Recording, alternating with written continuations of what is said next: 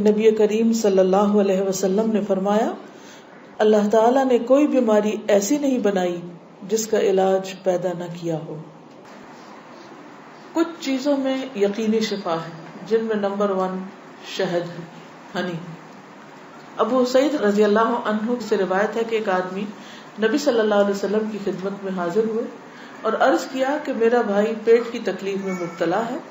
آپ نے فرمایا اسے شہد پلاؤ۔ پھر دوسری مرتبہ وہی صحابی حاضر ہوئے، آپ نے اسے اس مرتبہ بھی شہد پلانے کے لیے کہا۔ وہ تیسری بار آیا اور عرض کیا کہ میں نے عمل کیا ہے لیکن شفا نہیں ہوئی۔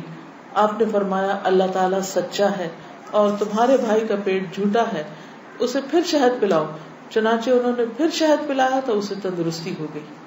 کیونکہ قرآن مجید میں آتا ہے نا کہ شہد کے بارے میں کہ وہ شفا ہے، فیہ شفاء للناس۔ کلونجی میں شفا ہے۔ نبی صلی اللہ علیہ وسلم نے فرمایا سیاہ دانوں میں ہر بیماری سے شفا ہے سوائے موت کے۔ عجوہ کھجور، رسول اللہ صلی اللہ علیہ وسلم نے فرمایا عجوہ جنت کے پھلوں میں سے اور اس میں زہر سے شفا۔ یعنی اگر آپ سمجھتے کہ آپ کے جسم میں آپ کا بلڈ پوائزنس ہو گیا ہے یا ویسے آپ کے اندر بہت ٹاکسنز ہو گئے ہیں تو اس صورت میں بھی آپ اس سے فائدہ اٹھا سکتے ہیں۔ نبی صلی اللہ علیہ وسلم نے فرمایا جو شخص روزانہ چند عجوہ کھجوریں کھا لیا کرے اسے اس دن رات تک زہر اور جادو نقصان نہیں پہنچا سکیں گے۔ بعض جگہ 7 کھجوروں کا ذکر ہے اور بعض اس میں چند دانوں کا ذکر ہے۔ تو اگر افورڈ کر سکے تو ایک دانہ ہی روز کھا لیں، 3 کھا لیں، 5 کھا لیں، 7 کھا لیں۔ لیکن یہ ہے کہ ایسے شخص کو اگر کوئی زہر بھی دے یا اس پہ کوئی جادو کی کوشش کرے تو اثر نہیں ہوگا۔ اسی طرح برنی کھجور کی قسم ہے۔ رسول اللہ صلی اللہ علیہ وسلم نے فرمایا سب سے بہترین کھجور برنی ہے، وہ بیماری کو دور کرتی ہے اور خود اس میں کوئی بیماری نہیں ہے، یعنی شفا کا ذریعہ ہے۔ پھر زمزم۔ ابو جمرہ کہتے ہیں کہ میں ابن عباس رضی اللہ عنہ سے لوگوں کے بے قابو ہجوم کو دور رکھتا تھا۔ ابن عباس ایک اسکالر تھے، مفسر قرآن، تو لوگ ہجوم کر دیتے تھے ان پر، لیکن کچھ عرصہ نہ جا سکا۔ بعد میں جب حاضر ہوا تو ابن عباس نے مجھ سے اتنے دن نہ آنے کی وجہ پوچھی۔ میں نے عرض کیا کہ مجھے بخار ہو گیا تھا۔ ابن عباس کہنے لگے کہ رسول اللہ صلی اللہ علیہ وسلم نے فرمایا بخار جہنم کی گرمی کے اثر سے ہوتا ہے، اس لیے اسے آب زمزم سے ٹھنڈا کیا کرو۔ یعنی بخار کے مریض کو آب زمزم پلائیں بھی، ماتھے پہ پٹیاں بھی کریں، چھڑکاؤ بھی کریں، کسی بھی طریقے سے اس کو ٹھنڈا کریں زمزم کے ساتھ۔ پھر پانی سے علاج۔ نبی صلی اللہ علیہ وسلم نے فرمایا جب کسی کو بخار ہو جائے تو 3 رات سحری کے وقت اس پر ٹھنڈا پانی بہایا جائے، یعنی صبح ارلی مارننگ۔ اب یہ وقت آپ نے خود مقرر کیا ہے، اس لیے اس وقت کی پابندی کرنا مسنون طریقہ ہوگا۔ بعض اوقات لوگ خود سے خود ایسی چیزیں اپنے لیے لازم کر لیتے ہیں، وہ ٹھیک نہیں۔ پھر ہے گائے کا دودھ۔ عبداللہ سے روایت ہے کہ رسول اللہ صلی اللہ علیہ وسلم نے فرمایا اللہ تعالیٰ نے بڑھاپے کے علاوہ ہر بیماری کا علاج نازل کیا ہے۔ گائے کا دودھ لازمی طور پر استعمال کیا کرو کیونکہ یہ ہر قسم کا درخت چرتی ہے، یعنی جو جانور مختلف درخت چرتے ہیں پھر ان کے دودھ کے اندر اس کا اثر آ جاتا ہے، یعنی وہ ایک طرح سے ان کے دودھ میں بہت ساری میڈیسنز خود بخود شامل ہو جاتی ہیں۔ حجامہ کے ذریعے علاج۔ ابن عباس بیان کرتے ہیں نبی صلی اللہ علیہ وسلم نے فرمایا بہترین دن جس میں تمہیں سینگی لگوانی چاہیے وہ چاند کا 17واں، 19واں اور 21واں دن ہے۔ معراج کی رات فرشتوں کے جس گروہ کے پاس سے بھی میں گزرا اس نے یہی کہا اے محمد صلی اللہ علیہ وسلم سینگی لگوانے کا اہتمام ضرور کرنا، یعنی حجامہ ضرور کروانا۔ فرشتوں کی ہر جماعت نے آپ کو یہی مشورہ دیا۔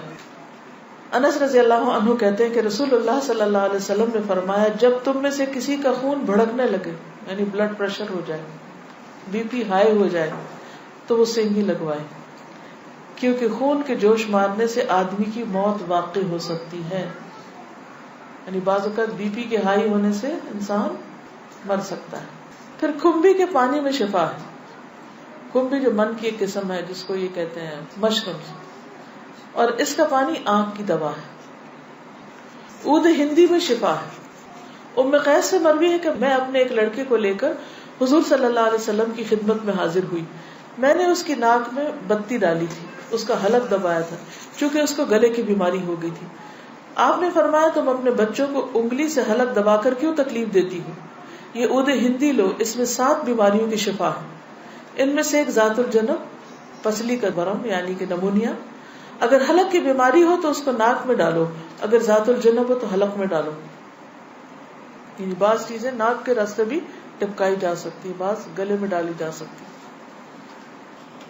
جنگلی بکری کے گوشت میں شفا، ہنٹنگ کا جو گوشت ہے نا.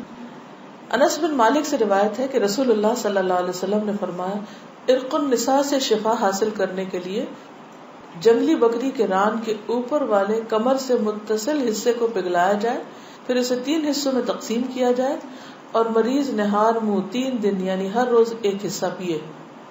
یعنی اس کو سوپ بنایا جائے، پگھلایا جیسے مراد یہ کہ اس کو بالکل اس کو ملیدہ بنا لیا جائے. کون سے حصے کو؟ ران کے اوپر کے حصے کو. تلبینہ. عائشہ رضی اللہ تعالی عنہا بیمار کے لیے اور میت کے سوگواروں کے لیے تلبینہ پکانے کا حکم دیتی تھی اور فرماتی تھی کہ میں نے رسول اللہ صلی اللہ علیہ وسلم سے سنا ہے کہ تلبینہ مریض کے دل کو سکون پہنچاتا ہے اور غم کو دور کرتا ہے. مہندی.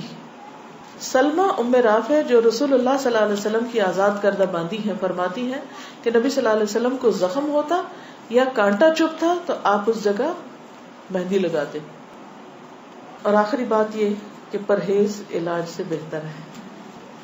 ام المنذر بنت قیس انصاریہ کہتی ہیں کہ رسول اللہ صلی اللہ علیہ وسلم میرے پاس آئے، آپ کے ساتھ علی رضی اللہ عنہ بھی تھے جو ابھی ابھی بیماری سے صحت یاب ہوئے تھے. کچھ نیم پختہ کھجوریں جو پک گئی تھی لٹکی ہوئی تھی.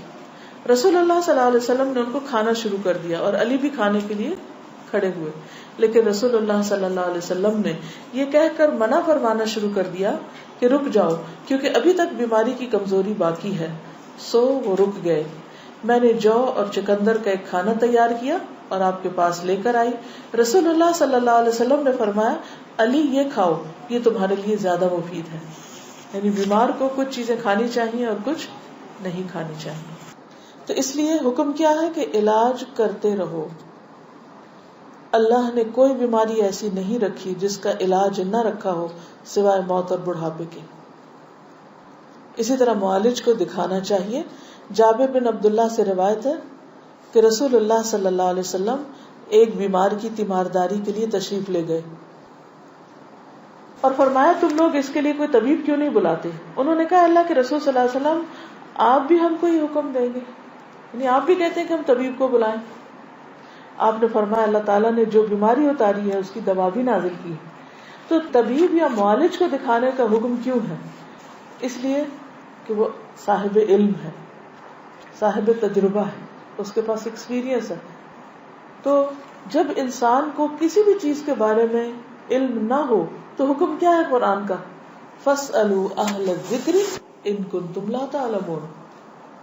جاننے والوں سے پوچھو اگر تم نہیں جانتے، چاہے کوئی دنیاوی مسئلہ ہو یا کوئی دینی مسئلہ ہو. پہلا کیا ہے؟ توکل، اللہ پہ بھروسہ کہ شفا مجھے دے گا تو وہی دے گا. اور جو بھی کچھ کرے اس میں یہ نہ سمجھے کہ اس چیز کے اندر کوئی چیز ہے وہ اللہ ہی نے ڈالی اس وقت. دوسری چیز ہے دعا کرنا، دعاؤں سے علاج. تیسری چیز صدقہ کرنا. کوئی بیماری آئے تو صدقہ کیا جائے. ہمارے عام طور پر کالے بکرے کا صدقہ کیا جاتا ہے، تو اس کے لیے ضروری نہیں آپ چاہے بکرے کا کریں، چاہے مرغی کا کریں، چاہے کسی چڑیا کا کریں، چاہے کوئی بھی صدقہ کریں، چاہے کھانے کی چیز کا کریں یا کوئی کپڑے کا یا کسی بھی شکل میں. حضرت حسن بصری سے روایت ہے کہ رسول اللہ صلی اللہ علیہ وسلم نے فرمایا داؤ مرضاکم بالصدقہ، اپنے مریضوں کا علاج صدقہ کے ذریعے کیا کرو. یعنی آپ کو کوئی تکلیف ہوئی فوراً جا کے صدقہ نکال دیں. تیسری چیز کتاب اللہ سے علاج، یعنی قرآن مجید شفا ہے. اور یہ کہاں سے پتہ چلتا ہے؟ خود قرآن مجید سے ہی پتہ چلتا ہے. وَنُنَزِّلُ مِنَ الْقُرْآنِ مَا هُوَ شِفَاءٌ وَرَحْمَةٌ لِّلْمُؤْمِنِينَ وَلَا يَزِيدُ الظَّالِمِينَ إِلَّا خَسَارًا. اور ہم قرآن میں جو کچھ نازل کرتے ہیں وہ مومنوں کے لیے تو شفا ہے اور رحمت ہے، مگر ظالموں کے خسارے میں ہی اضافہ کرتا ہے. تو قرآن مجید میں جو کچھ ہے وہ سارے کا سارا شفا ہے. لیکن یہ جو کسی پہ خود سے پابندی خود ساختہ لگا دینی ہے نا کہ 300 بار پڑھو یا 1000 بار پڑھو یا رات کے وقت پڑھو یا صبح کے وقت پڑھو یا عشاء کے بعد پڑھو، وہ بعض اوقات لوگوں کو بلا وجہ کی مشقت میں مبتلا کرنا ہوتا ہے. اور نبی صلی اللہ علیہ وسلم کی سنت سے اس کا کوئی ثبوت نہیں کہ آپ نے صحابہ کو کوئی خاص نمبر بتایا ہو اور یہ کہا ہو کہ یہ اس وقت میں بیٹھ کے پڑھو یا اندھیرا کر کے پڑھو یا پانی کے کنارے پہ جا کے بیٹھ کے پڑھو. یہ پھر خود ساختہ پابندیاں ہو جاتی ہیں اور لوگ بھی ڈرنے لگتے ہیں کہ اگر یہ 41 دن نہ پڑی یہ چیز تو کام نہیں ہونے کا. نہیں، اللہ تعالیٰ تو ایک دفعہ سے بھی سنتے ہیں. لا الہ الا انت سبحانک انی کنت من الظالمین. اصل چیز ہے کہ اخلاص اور شوق کے ساتھ انسان پڑھے.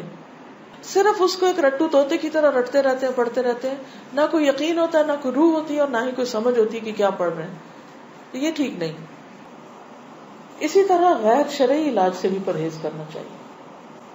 قیس بن سکن اسدی کہتے ہیں کہ عبداللہ بن مسعود نے اپنی بیوی کو دیکھا کہ اس نے خسرے کی بیماری کی وجہ سے تعویذ پہنا ہوا تھا.